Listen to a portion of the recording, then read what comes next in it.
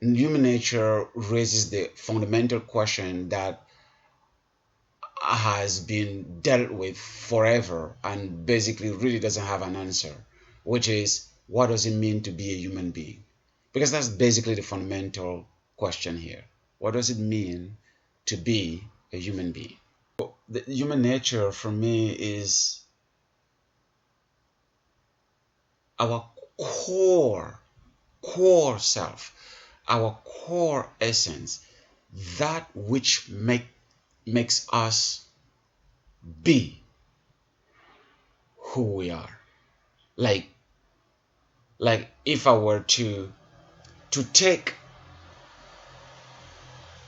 everyday out of everyday and look it like this, that will be what I would call human nature. It's that core for me.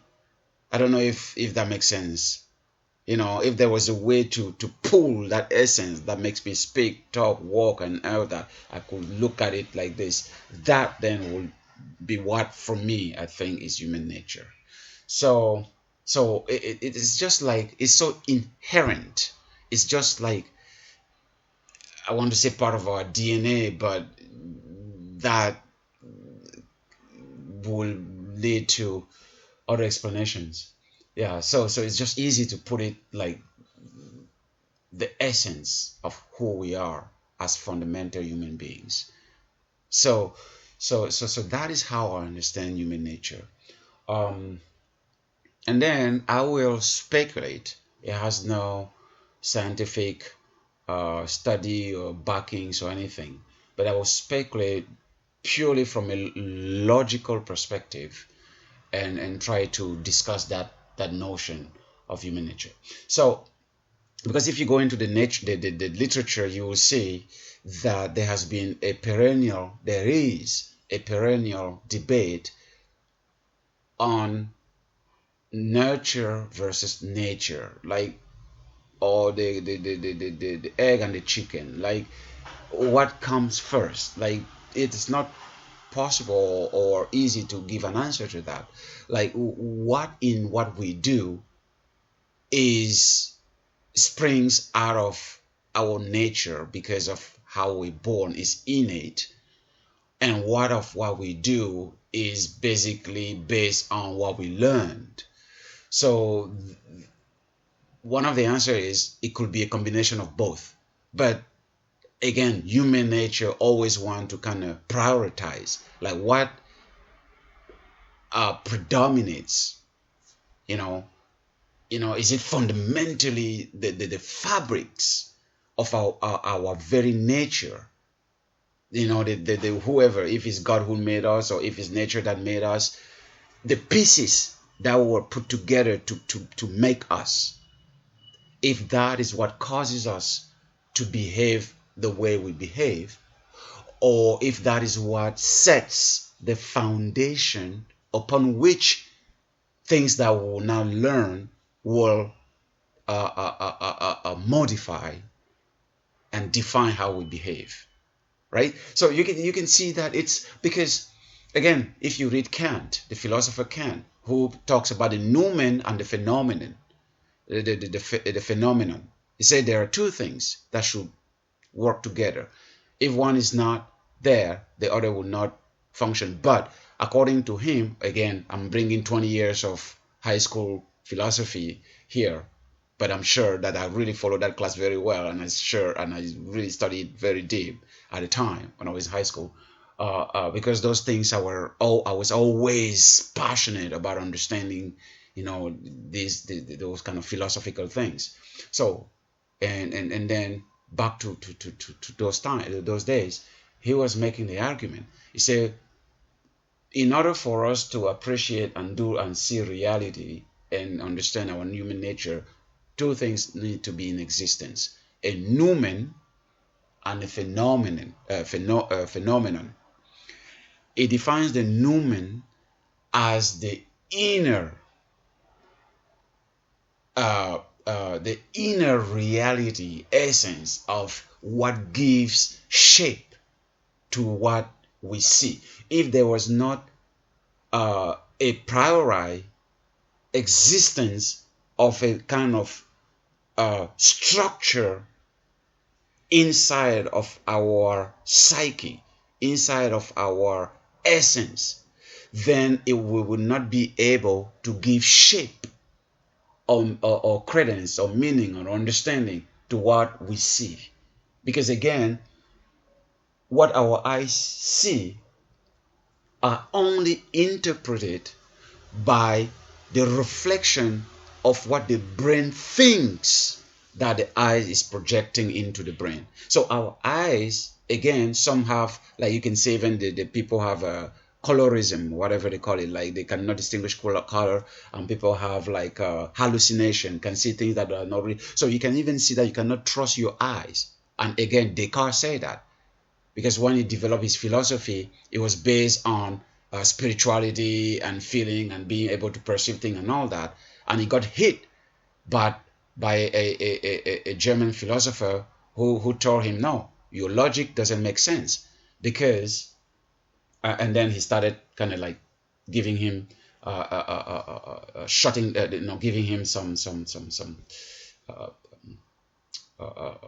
critiquing his philosophy. And Descartes has to stop and reject all of his philosophy, everything he has known, everything he had written before the critique. I don't even know why I don't remember the philosopher who critiqued him, but it will come.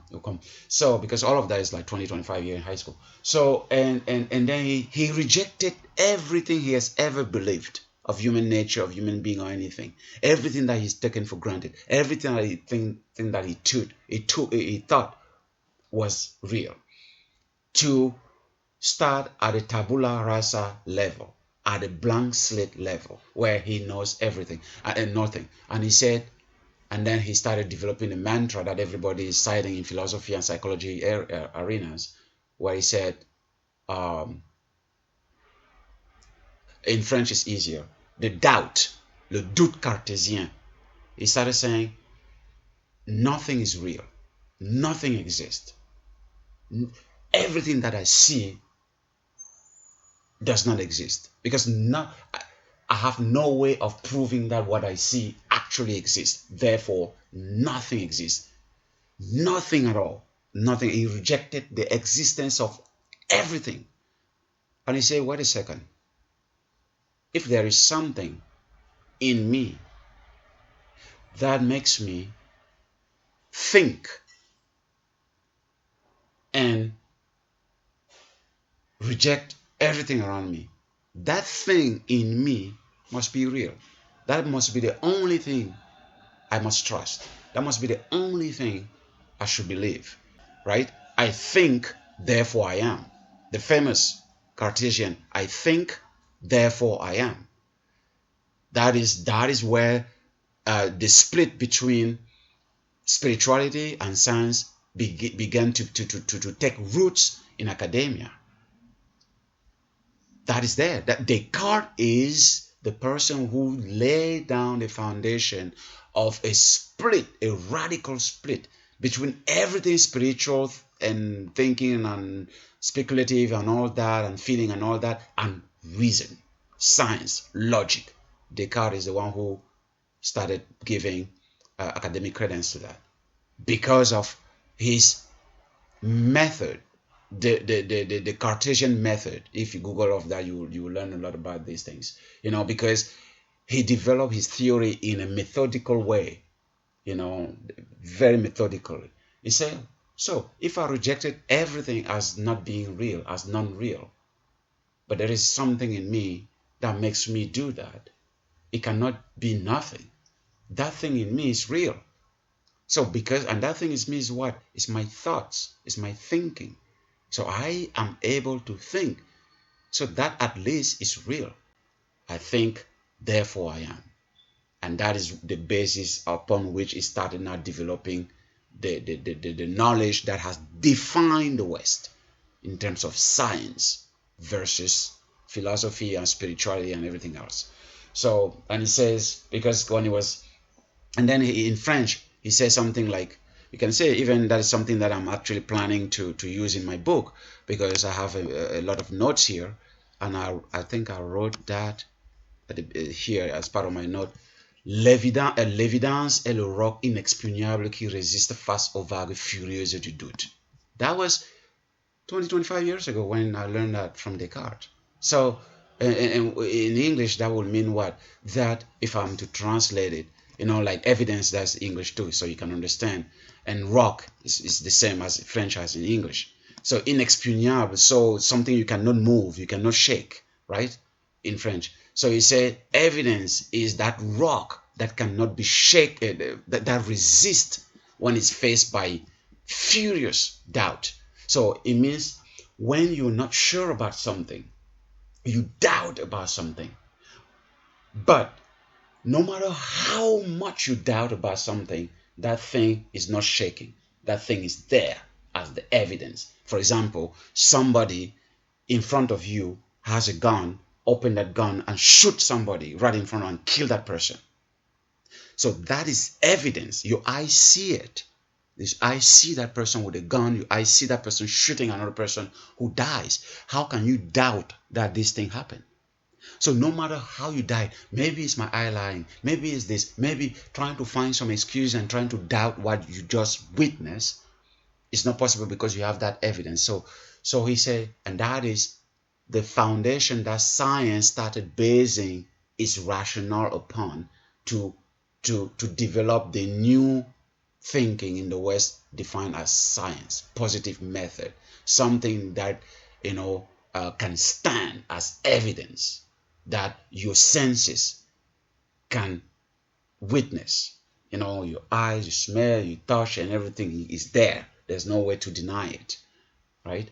So because the guy was saying, if I only rely on my thinking, my feeling, and everything, and even just my eyes, when I look at the rails, the train goes on rails. When I look at the two sides of the rail, when I'm near them, there's space between them, the rail.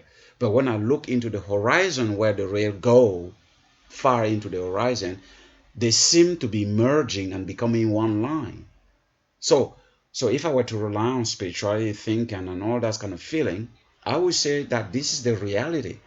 That this line is just one line because that's what my eye could see in the distance, that those two lines there are one because they merge there.